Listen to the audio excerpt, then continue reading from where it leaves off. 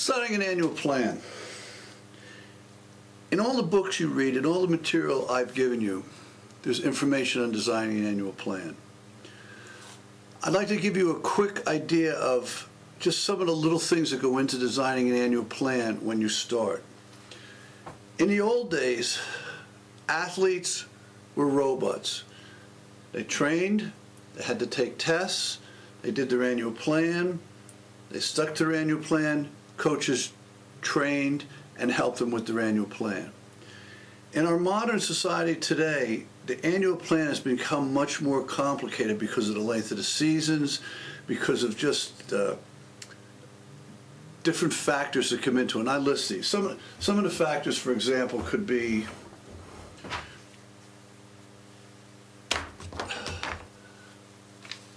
we have a goal. You have vacations. As much as we don't like it, athletes and fitness people get vacations. So when we plan an annual plan, we have to plan around that. The vacations can run into schools or students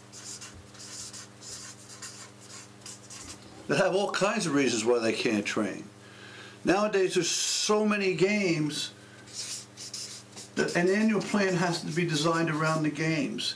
In fitness people, Christmas,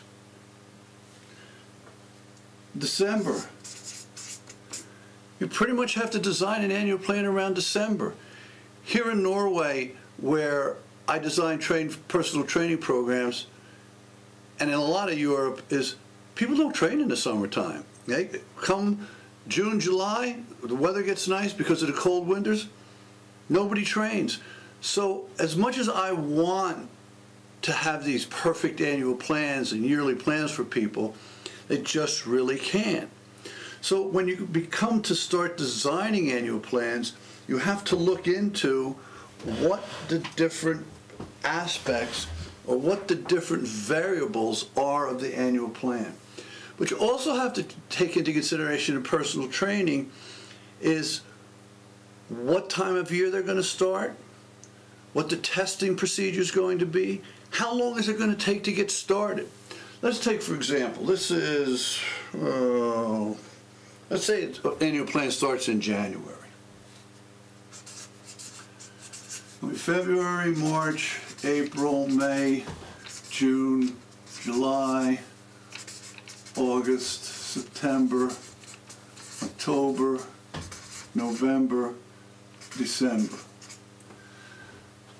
Whenever we start an annual plan, the main thing we do is what's the goal? So in the fitness annual plan, we can have the same annual plan in fitness, or we can have the same annual plan in sports. We can take the same thing, January, February, March, April, May, June, July, August, September, October, November, December.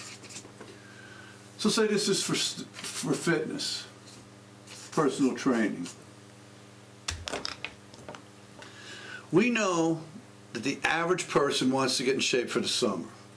So what we say is we always start with our annual plan from when we start the program and when our goal is till back. So in other words, say we're going on vacation in July. This is our goal. July. July is our vacation month. Now, what do we want to be? We want to be cut for July. We want to have nice physique. We want to look good. So we know that a muscle endurance or cuts phase or dieting phase or whatever you want to call it takes about 2 months. So we back out that 2 months to the end of April. But now, we gotta look, okay, that was a good idea. But the problem at the end of April is Easter falls in here someplace.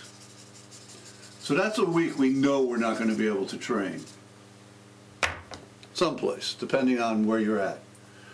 But also what we're doing in this July is one of the things people understand when they don't understand when they design annual plans is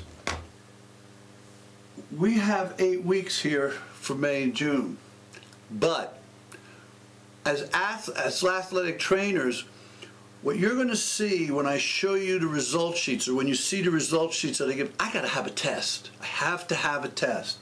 So it's going to take me probably a week to get a test from this person. Because if I don't get a test for this person this year, I'm not going to have information for them next year.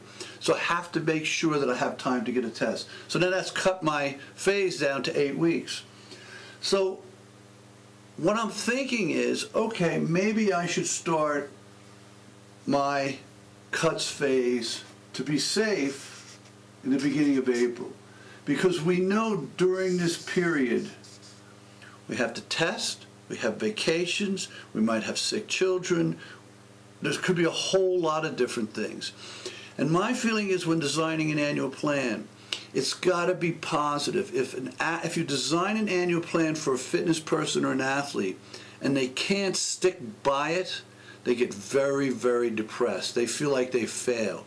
So we make